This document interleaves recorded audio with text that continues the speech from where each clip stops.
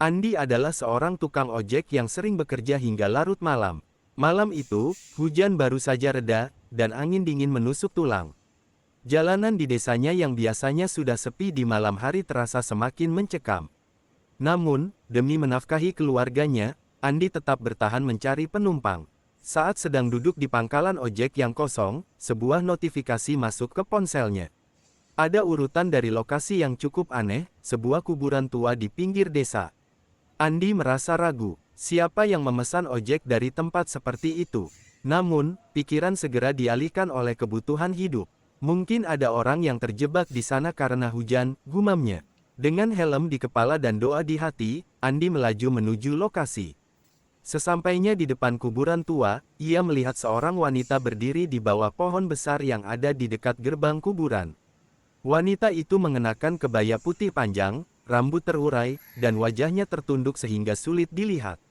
Andi menghentikan motornya beberapa meter dari wanita itu. Dengan suara yang sedikit bergetar, ia bertanya, "Izin, Mbak, ini ojek untuk Mbak, kan?"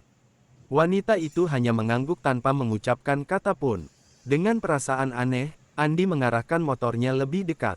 Wanita itu naik ke jok belakang tanpa banyak bicara. Aroma melati yang kuat tiba-tiba tercium, membuat Andi merasa tidak nyaman. "Mbak, kita mau kemana?" tanya Andi sambil menyalakan motor. Wanita itu menjawab dengan suara lirih, "Ikuti jalan ini sampai ke kedalaman besar." Andi mengangguk. Ia melajukan motornya perlahan. Suasana jalan semakin sunyi, hanya ada suara mesin motor dan desiran angin. Namun, semakin jauh mereka pergi, perasaan Andi semakin aneh. Udara terasa lebih dingin dari biasanya, dan suara jangkrik pun menghilang. Andi mencoba berbasa-basi untuk mengurangi rasa takutnya. "Mbak abis dari mana? Malam-malam begini kok sendirian di kuburan?" tanyanya. Namun, wanita itu tetap diam.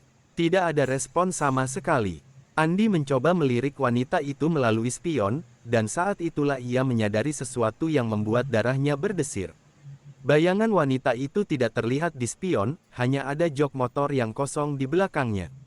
Jantung Andi berdegup kencang. Keringat dingin mulai membasahi dahi meskipun udara sangat dingin. Ia ingin berhenti, tapi takut sesuatu yang lebih buruk akan terjadi. Akhirnya, ia hanya mempercepat laju motornya. Ketika mereka sampai di kedalaman besar, wanita itu tiba-tiba berkata, "Berhenti di sini." Andi menghentikan motornya dengan tergesa-gesa. Ia menoleh ke belakang untuk memastikan wanita itu turun, tetapi yang dilihatnya hanya kursi motor yang kosong. Tidak ada siapapun di sana. Andi panik. Ia berkeliling ke sekeliling, tetapi hanya kegelapan dan pepohonan yang terlihat. Di tempat itu, aroma melati semakin kuat. Tanpa pikir panjang, Andi langsung memacu motornya kembali ke arah desa. Ia tidak berani menoleh ke belakang sepanjang perjalanan.